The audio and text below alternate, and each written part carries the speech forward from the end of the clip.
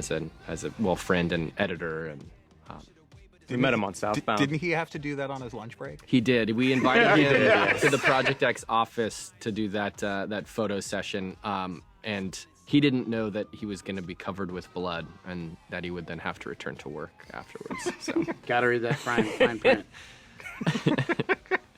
this B-roll was actually shot in New York the night before Halloween, 2 nights before Halloween 2022 by our DP Brett.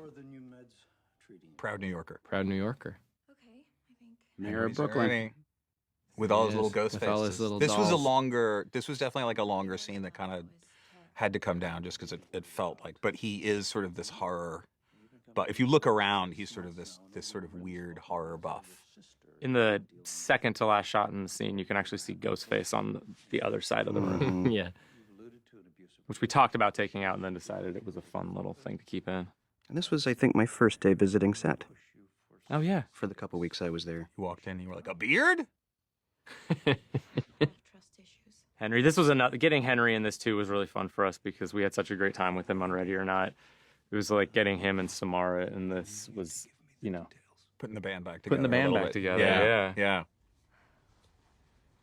So pretty early on, Jamie and I had come up with the idea that the sisters would have a conflict again in this, but it would be almost the reverse of 5, where in 5, the conflict stemmed from Sam having abandoned her and left her when she was 18, and this is more like she's become a helicopter sister and she won't let her out of her sight. And they're both dealing with what happened in 5 in completely opposite ways. And we wanted them both to be sort of right, but both of them to be sort of wrong too, and that they're trying to get the other one to cope with it the same way that they are. Like, Tara wants her to stop living in the past. She wants Tara to confront it more head on. And then they meet in the middle somewhere. Yeah. I mean, it takes, a killer to bring families together. That was actually a late ad. The Woodsboro picture of picture of Jack, Richie. Yeah, of Jack Quaid, wanting it to be really clear for audience members who maybe aren't as familiar with 5, to have seen his face before her phone rings and we see that he's calling her.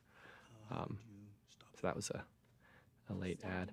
We also shout out to Mike Shinoda for the title song. That was it's one of the hardest things that was on. It was on 5 and it was on this as well. The number of tracks that we put in. Oh my God, we tried so to many. that sequence to give it energy and to make it feel like it has a little bit of grit and it's a little bit darker than the last movie. But yeah, it was. We're so thrilled with that. I think also the difference between this one and 5 is on 5 it was like all of us like going through Spotify being like, I don't know, can we get the right? What about this? And on this it was like, well, what if Mike Shinoda writes a song for the opening? I was like, well, that'll fix our problems a little bit. That wasn't an option on the last movie. Right. He came by the edit, watched some stuff, and I might be making this a little too short, but I feel like it was that afternoon we got the track. Really no quick. lyrics or anything, but just the Wow. basically exactly what you hear. Yeah. And then you put it in the cut. Which And we was put it just in the like, cut, and we're it was perfect. Oh, We're that's like, gonna oh, be well, great. there you go. Speaking of music, this needle drop here, this Girl in Red song was kind of a last minute thing too, but it was nice. We had kind of we'd started going a spookier version here, and it just didn't quite feel right. Yeah, it felt better to steer into the sister To the emotion story, of the it, emotion yeah. of it. I also sort of feel like there's a thing that harkens back to the 90s screams where it's like the opening of this movie feels like needle drop. Yeah. It's like you're just getting pop culture on top of your story. Yeah. Kind of the whole time. We have so many needle drops in the first 35 minutes of this, Yeah. and then basically none. And then it's just Brian Except- Tyler and Red Right taking Hand. this guy for a walk and Yeah. Red Right Hand. No, it's great. But I do think it balances the tone a little bit. I mean, one of the things Agreed. I remember us all talking about super early was we all got on the phone and I think, Tyler, you were like, okay, if Scream 5 was that, what is this? Like, what's the differential? And we sort of came up with the idea that this is the punk rock B-side. This is the sort of the darker, taking a couple more swings. Even though it feels like a bigger movie, it's a little bit more, there are edges to it that the fifth movie doesn't have.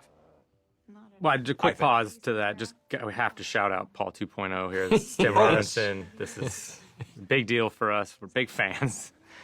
And he Tim came Robinson. in. Who the fuck is Paul? Yeah, he's the voice of the off-camera boyfriend. And he came in and just recorded it when we were in the sound mix.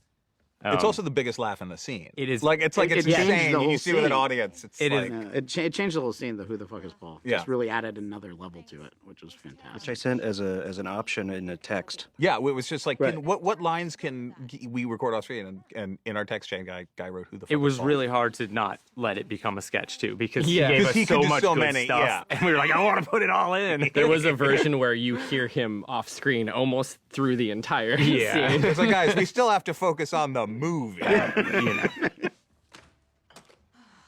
This was a real challenge designing these apartments, and it's based off of an actual location that we then sort of tweaked to really fit the layout that we needed, but creating all of these sight lines from window to window, and obviously the Danny's apartment to Quinn's room, all of that stuff we knew was essential.